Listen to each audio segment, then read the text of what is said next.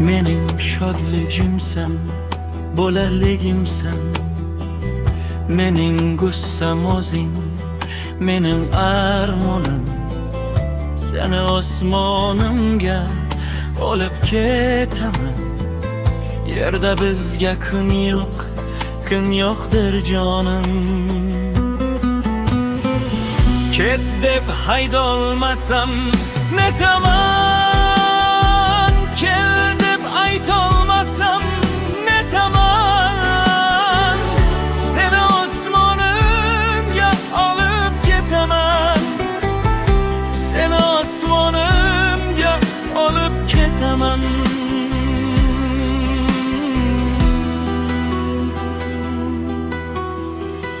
Xato qildim ekan men erta kelib, yo sen adashdingmi kelib keyinmi?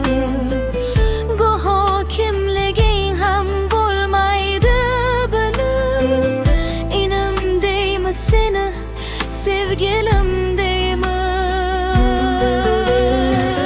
Ket deb haydolmasam netaman, kel deb aytolmasam netaman. Seni osmonimga olib ketaman, seni osmonimga olib ketaman.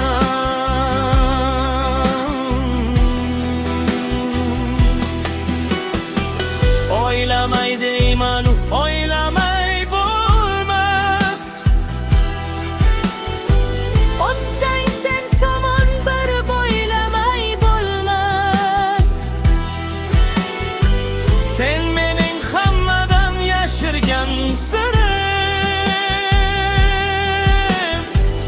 Mening ertagimsan, so'ylamay bo'lmas.